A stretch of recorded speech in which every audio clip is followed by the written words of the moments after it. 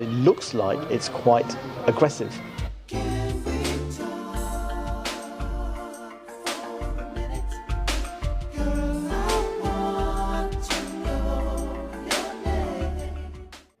We were talking about education and how here in Britain they are not preparing the children enough. Is that what you're saying? No, to become global citizens.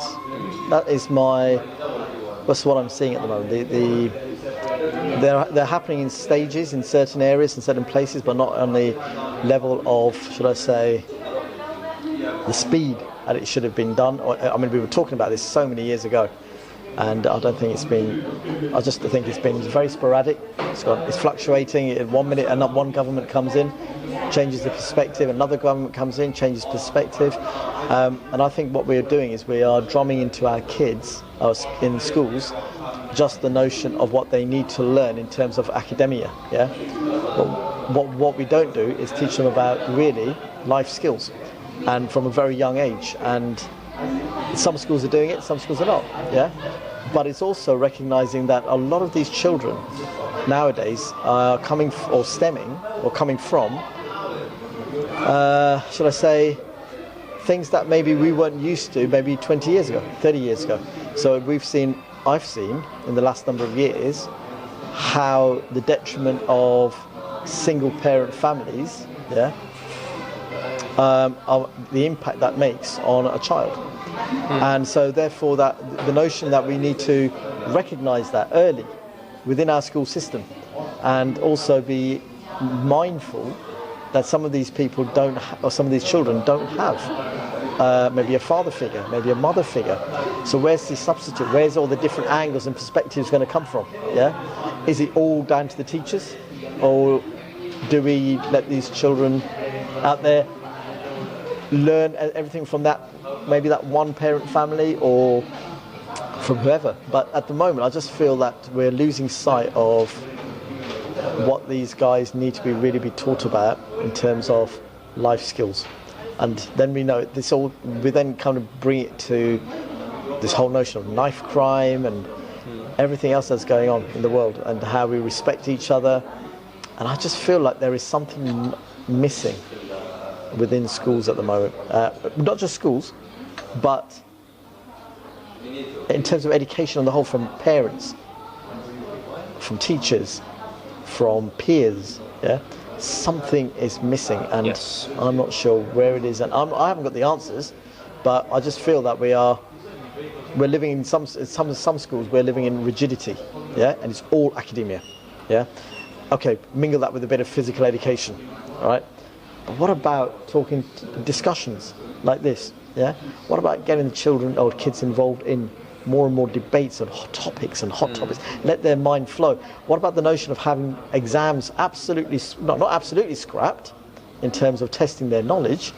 But why don't we give them exams on them expressing their opinions and marking them on their opinions, but not marking them wrong for their opinions, marking on the way they actually convey their opinions. You know. Exactly. Yeah. Make it more free. Those things aren't as tangible, are they? No, they're not. It will be difficult. Yeah. In maths, you either get 100%. Absolutely. Or less. Yeah. Or more. Yes. Yeah. Yeah, but not everything is maths. Not all knowledge is like maths. No. So 1 + 1 will be 2 in America. It will be 2 in Africa. It will be 2 in Sri Lanka. Yeah. But there is different knowledge that can be applicable to specific situations. Now, I think that the main thing that's missing is that children are being taught what to think, but not why they should think so. Yeah. They aren't being given tools to achieve, to uncover the truth, to uncover their truth for themselves. Instead, they're being inculcated this specific rigid knowledge into their heads. And as you said, there is a very big phobia and fear of discussion, of argumentation, of putting your own or another person's views under attack, under challenge, to argue about something.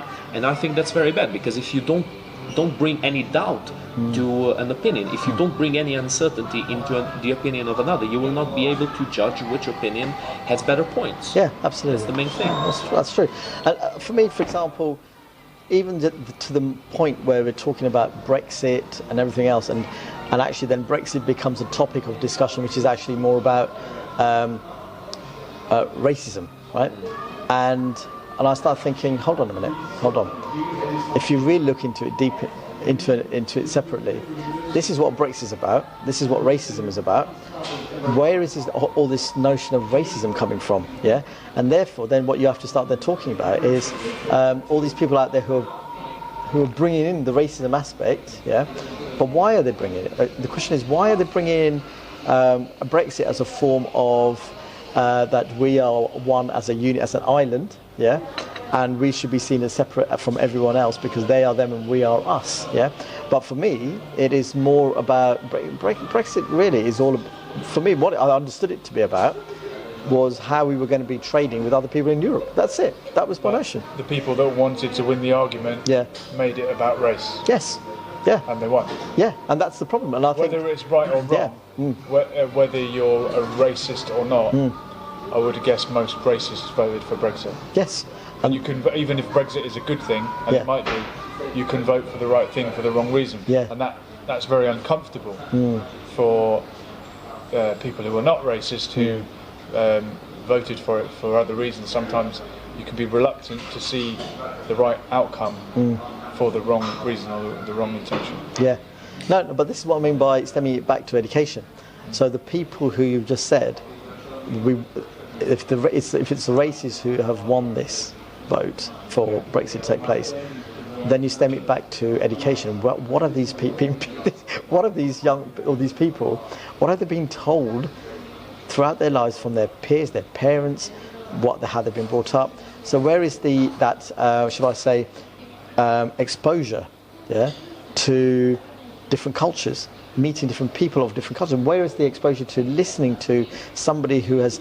I remember a school which done one of the schools I worked in Mitcham, that did some fantastic work with students who just came from Afghanistan. At the time, I think it was Afghanistan or Iran, I can't remember, but the refugee children there who told their stories about their journeys, the journeys that they had to make, and that made the children in that school, the British children or the white children in that area, understand more about their culture, what they've had to go through, and that respect started to come.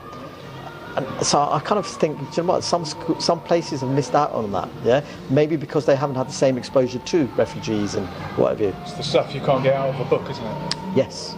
I don't think the focus should be in teaching children the culture of other people. I think the focus should be in showing them that they should care, at least to a certain extent, about what other people say.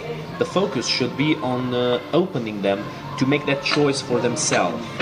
If you want to, know more about the people around you, you should learn about them. Yes, right? yeah. But equally, what you just said there, which is quite interesting, is that I believe that that there should be some understanding of other people's cultures, and partly for that reason I'm saying is that I know that, for example, certain people from certain countries behave in a certain manner, for example, when they respond to certain situations, and it might seem that, for example, where one person from one culture is responding in such a way that it looks like it's quite aggressive, but that's the way they talk. It's how they deal with things. And then you've got somebody who's, for example, not used to that, taking that wrongly, and thinking, oh, this person is getting very aggressive, so I think I'm going to get aggressive, and I will start a big fight. But it's more actually thinking, hold on a minute, let's talk about this actually let's break that conversation down. Let's maybe talk about how we all responded to that. Let's have a person who's observing this conversation and question, why did you, in terms of your culture, why is it important to maybe express your feeling like that in that particular manner? And to understand that actually different cultures bring different things, and therefore we should be a little bit more calmer, We shouldn't, first of all, resort to thinking that everything is an act of aggression. Make an immediate conclusion. Yeah, and don't make an immediate conclusion. Yeah, I think that we need to make sure that people understand everyone, respect everyone, but to do that, we have to learn about each other. It's important, not just about yourself. You've got to find about yourself. And that's another thing, which I find, is we don't have much time in schools where you develop time to reflect about yourself. Talk about yourself. Write, have some time, half an hour each day, where you can go into a room and talk about how you're feeling. Yeah. So we talk about mental health. Okay. So in mental health, one of the things I often find is that people are just very solitary and on their own. They deal with it on their own. We haven't really got time to talk about this. So. Yeah, there's other issues. We're going to do a whole video on this topic. So pause it there. Pause it there.